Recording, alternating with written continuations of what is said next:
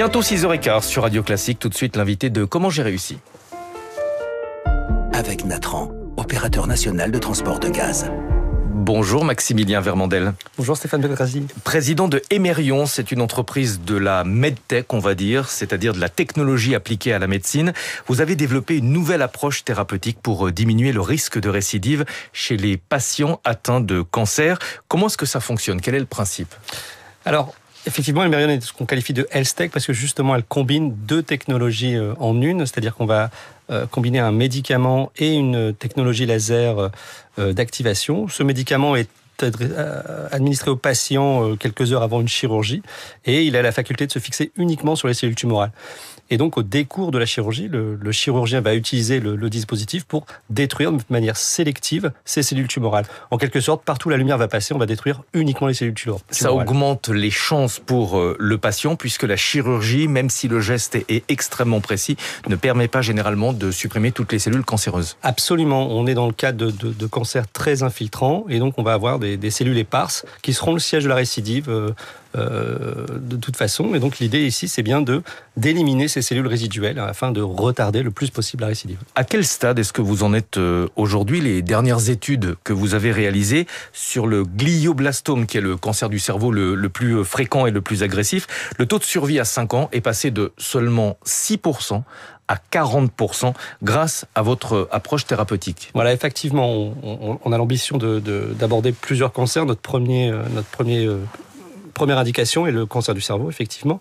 Et on est au stade clinique. Donc, on a réalisé 2 essais cliniques avec le CHU de Lille en France. Et on a un essai en cours aux États-Unis, à Pittsburgh.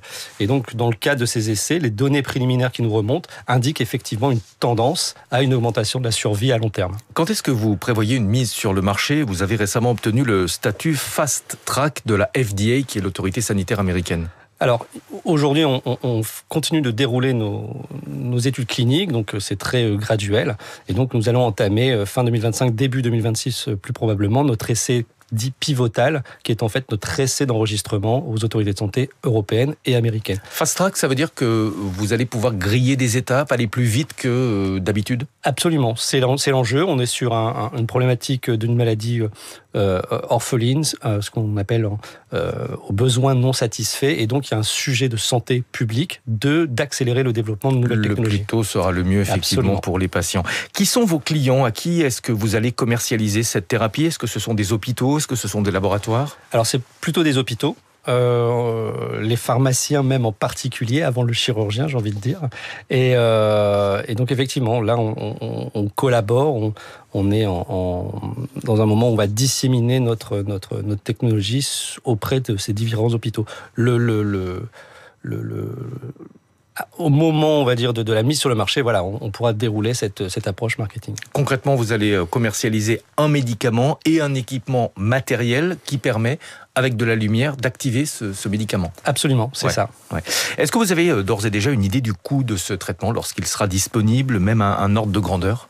Alors, c'est difficile de se positionner sur une tarification parce que elle est très variable d'un pays à l'autre. Aujourd'hui, justement, les essais cliniques que nous sommes en train de réaliser vont permettre de démontrer le service médical rendu et donc d'associer un coût à cette technologie. On arrive aujourd'hui à traiter de plus en plus de cancers, de plus en plus de maladies qui deviennent des maladies chroniques. Est-ce que vous redoutez qu'un jour notre système de santé ne soit plus en capacité de financer ces traitements et que la limite ne soit plus vraiment la science, mais notre capacité de financement? Ça, c'est très frustrant quand on est un scientifique. Oui, et c'est vrai que je suis un scientifique à la base. Effectivement, c'est un des sujets, donc il faut savoir ménager aussi ces considérations-là.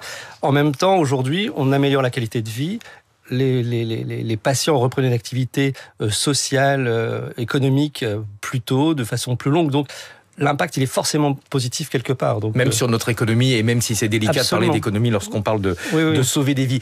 J'aimerais qu'on parle de votre entreprise. Depuis la création de la société, vous avez levé un peu plus de 11 millions d'euros, avec notamment une contribution de BPI France. Il va y avoir une autre levée de fonds. Vous la préparez actuellement, un roadshow pour lever 35 millions d'euros. Quelle est la feuille de route? Alors, effectivement, on va commencer à se mettre en mouvement pour ce nouveau roadshow. Les startups, a priori biotech, medtech, sont en permanente levée de fonds, donc c'est l'objet. C'est très consommateur de financement, forcément, vu l'enjeu. Et donc, la feuille de route aujourd'hui, c'est justement la reprise de contact avec les investisseurs, des nouveaux entrants, ce qu'on appelle, on est dans l'investissement venture, c'est-à-dire que c'est des fonds d'investissement qui vont prendre le risque de nous accompagner, de travailler avec nous. Vous êtes lauréat des trophées INPI 2025 dans la catégorie recherche partenariale. C'est une mise en lumière, sans mauvais jeu de mots, qui pour vous tombe à point nommé au moment où vous cherchez des financements.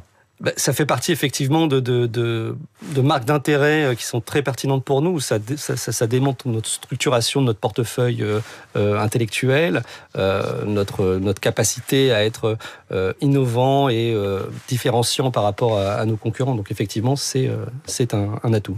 Merci beaucoup Maximilien Vermandel d'être venu ce matin sur Radio Classique, président de Emerion.